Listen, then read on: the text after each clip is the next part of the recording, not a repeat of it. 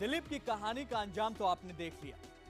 अब जो कहानी हम आपको दिखाने जा रहे हैं उसमें रिश्तों की डोर कुछ ऐसी उलझी कि उसमें उलझा हर किरदार एक दूसरे से उलझता चला गया।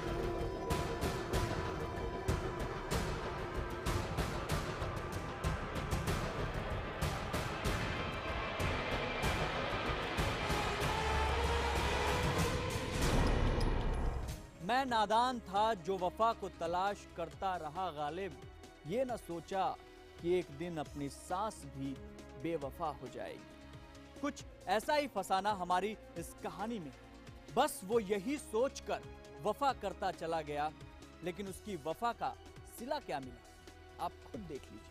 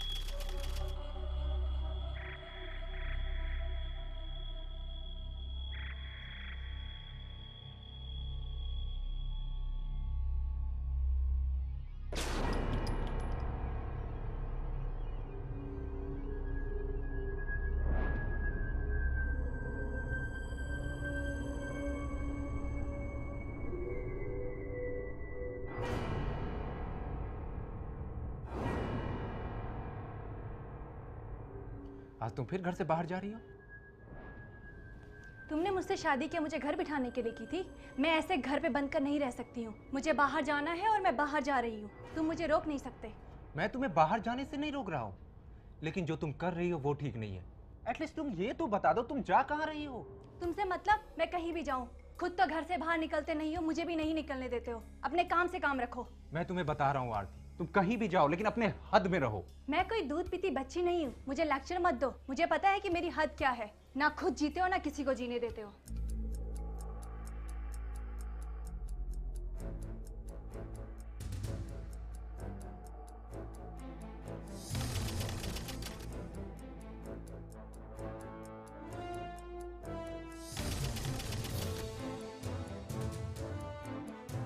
बस रिश्तों के भंवर में उलझी हमारी आज की कहानी इन्हीं दोनों किरदारों के इर्द गिर्द घूमती है। दिल्ली के खानपुर में रहने वाली आरती और उसके शौहर नविंदर रावत के बीच अब ये रोज रोज का झगड़ा एक आम बात हो गई थी। हालांकि दोनों की शादी हुए 6 साल बीत चुके थे और दोनों की एक प्यारी सी बेटी भी थी, लेकिन बावजूद इसके न जाने क्यों इन दोनों के बीच की दरार दिन ब दिन बढ़ती ही जा रही थी।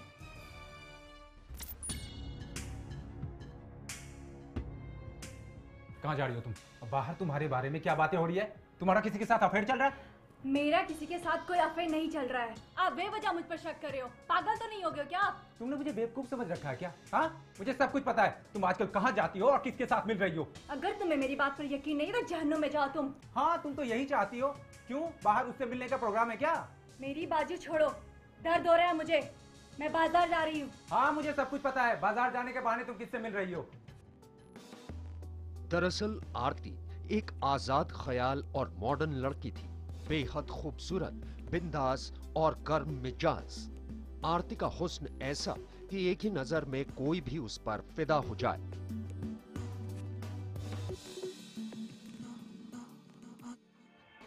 जबकि नरविंदर एक सीधा साधा सा साधारण शख्स था। इतना ही नहीं, जिंदगी जीने के तौर तरीके को लेकर भी दोनों के ख्यालात नहीं मिलते थे, इसलिए दोनों में अक्सर कहा सुनी हुआ करती थी। आज तुम फिर घर से बाहर जा रही हो? तुमने मुझसे शादी किया मुझे घर बिठाने के लिए की थी। मैं ऐसे घर पे बंद कर नहीं रह सकती हूँ। मुझे बाहर जाना है और मैं बाहर जा रही हूँ। तुम मुझे रोक नहीं सकते। मैं तुम्हें बाहर जाने से नहीं रोक रहा हूँ, लेकिन जो तुम कर रही हो वो ठीक नहीं है। एटलीस्ट तुम ये तो बता दो तुम जा कहाँ रही हो? तुमसे मतलब मैं कहीं भी जाऊं, खुद तो घर से बाहर निकलते नहीं हो, मुझे भी नहीं निकलने देते हो। अपने काम से काम रखो। तुमने मुझे बेवकूफ समझ रखा है क्या? हाँ, मुझे सब कुछ पता है। तुम आजकल कहाँ जाती हो और किसके साथ मिल रही हो। अगर तुम्हें मेरी बात पर यकीन नहीं तो जहन्नुम में जाओ तुम। हाँ, तुम तो यही चाहती हो। क्यों, बाहर उससे मिलने का प्रोग्राम है क्या? मेरी बाजू छोड़ो, दर्द हो रहा है मुझे, मैं बाजार जा रही हूँ। हाँ, मुझे सब कुछ पता है। बाजार जाने के बहाने तुम किससे मिल रही हो? एचआरडी मिनिस्ट्री में नौकरी करने वाले नरविंदर रावत को अचानक अपनी बीवी के रंग ढंग में बदलाव दिखा। उसे शक होने लगा। छोटी छोटी बातों पर झगड़े करना, अक्सर घर से गायब रहना, छोटी छोटी बातों को छिपाना नरविंदर के दिल में जहर भर रहा था। लेकिन आरती इन तमाम बातों को दरकिनार कर अपनी ही दुनिया में खोई हुई थी। लेकिन तभी कुछ ऐसा हुआ जिसकी उम्मीद किसी को नहीं थी। इन तमाम उलझनों के बावजूद नरविंदर पति पत्नी के झगड़े को घर की चारदीवारी के बाहर नहीं ले जाना चाहता था। इसकी सबसे बड़ी वजह थी कि नरविंदर अपने घर को टूटने नहीं देना चाहता था।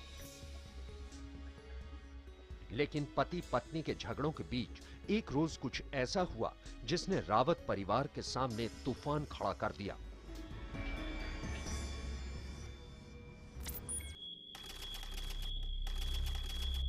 तीन फरवरी 2011 की रात नरविंदर अपने चाचा दलबीर के साथ अपने घर की तरफ आ रहा था।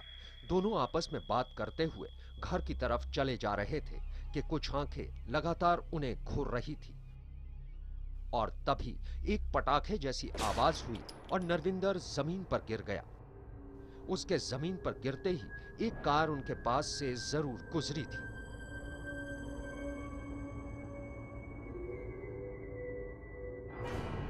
खून से लथपथ नरविंदर जमीन पर पड़ा हुआ था। उसके सर के बाईं तरफ कान के पास से खून बह रहा था। आनन फानन में उसे दिल्ली के बत्रा अस्पताल ले जाया गया, लेकिन अस्पताल पहुंचने से पहले ही उसने दम तोड़ दिया। घर वालों ने तुरंत ही नेपसराय थाने की पुलिस को फोन किया और फौरन ही पुलिस को इस घटना की जानकारी दी। लाश के पोस्टमार्टम के बाद उस रहस्यमयी आवाज के राज से पर्दा उठ चुका था और जब नरविंदर के घर वालों ने धमाके की तेज आवाज का सच जाना तो हर कोई हैरान रह गया। दरअसल नरविंदर की गोली मारकर हत्या कर दी गई थी, यानी कातिल जो भी थे वो पहले से घात लगाकर नरविंदर का घर आने का इंतजार कर रहे थे।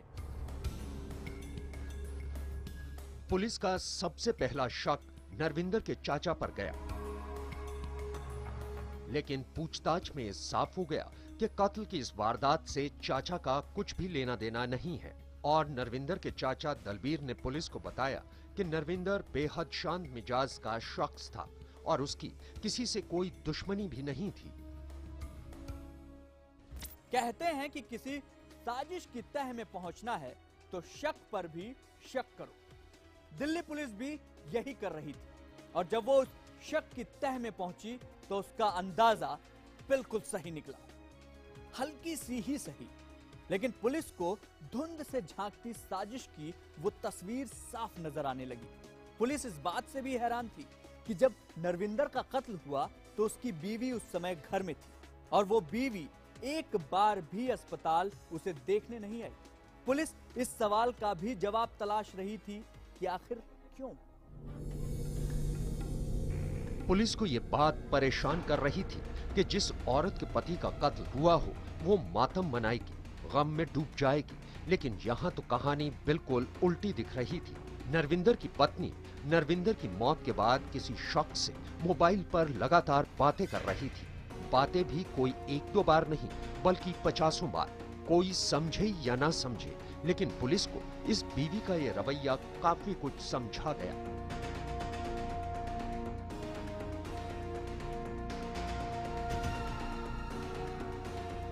यही वो बात थी जो पुलिस के दिल में शक पैदा कर रही थी। बस इसी राज से पर्दा उठाने के लिए पुलिस ने आरती के फोन को सर्विलांस पर लगाया और उसके कॉल डिटेल खंगालने लगी। और जब उसके हाथ में आरती की कॉल डिटेल आई तो उसमें एक ऐसा नंबर था जिस पर आरती घंटों घंटों बातें किया करती थी। और पुलिस जब ये नंबर तलाशती हुई अपनी मंजिल पर पहुंची तो पता चला कि यह नंबर किसी और का नहीं बल्कि ऋषि कुमार नाम के एक शख्स का था। पुलिस को ऋषि का नाम तो पता चल गया, लेकिन उसका आरती से क्या रिश्ता था ये पता लगाना बेहद जरूरी था। आखिर कौन था ये ऋषि नाम का शख्स जिससे शादीशुदा होने के बावजूद भी आरती फोन पर बातें कर रही थी। अब पुलिस के शक की सुई ऋषि की तरफ घूम गई। इलेक्ट्रॉनिक सर्विलांस भी यही बता रहा था कि जब नविंदर को गोली मारी गई उस वक्त ऋषि की लोकेशन उसी राजू पार्क में आ रही थी जहां नविंदर की हत्या की गई थी। बस फिर पुलिस इस सच को जानने के लिए ऋषि और आरती से कड़ी पूछताछ शुरू करती है और पूछताछ खत्म होने के बाद उसके सामने नविंदर की कत्ल की साजिश का सच शीशे की तरह साफ हो जाता है। आखिर आरती और ऋषि से पूछताछ में पुलिस को क्या हासिल हुआ?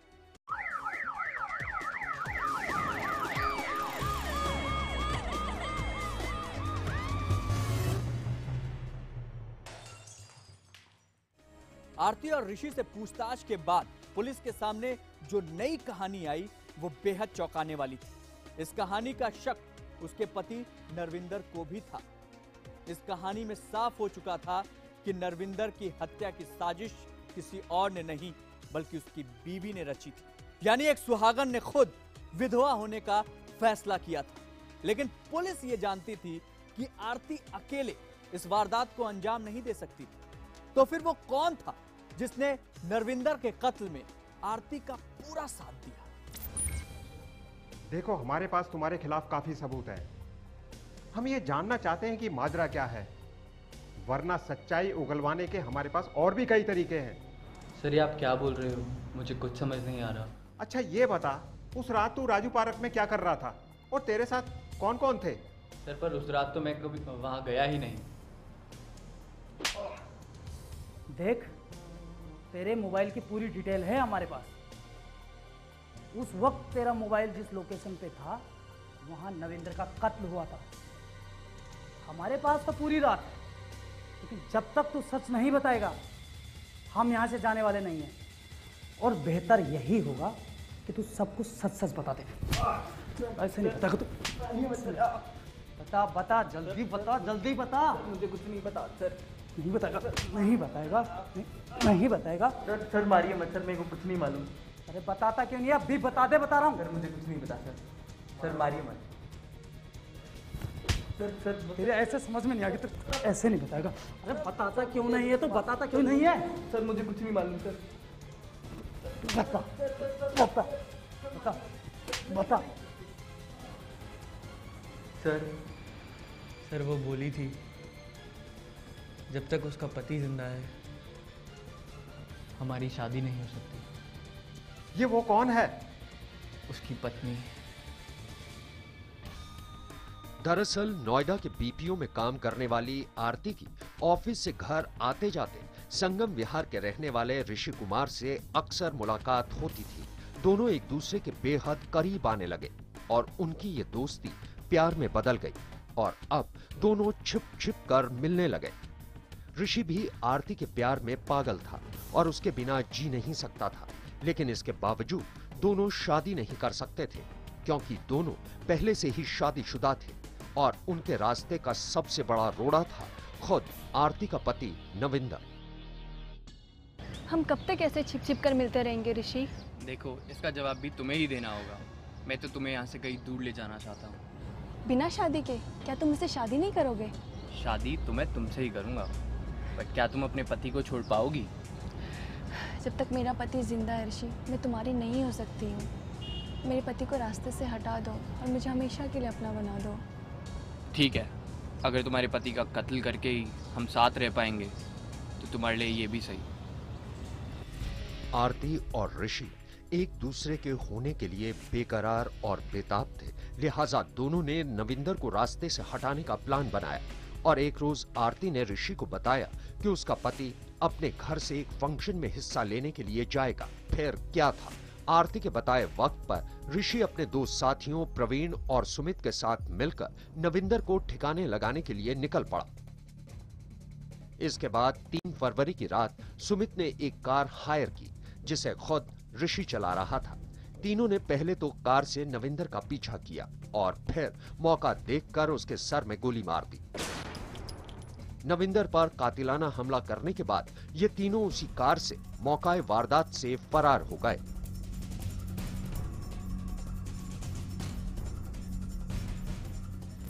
दिल्ली पुलिस ने नरविंदर के कत्ल के महज 4 दिन यानी 7 फरवरी 2011 को उसकी बीवी ऋषि और 2 साथियों को गिरफ्तार कर लिया था। अदालत ने इन चारों को नरविंदर के कत्ल के इल्जाम में उम्र कैद की सजा सुनाई। हमारी आज की इस पेशकश में बस इतना ही, लेकिन आप अपना ख्याल रखना।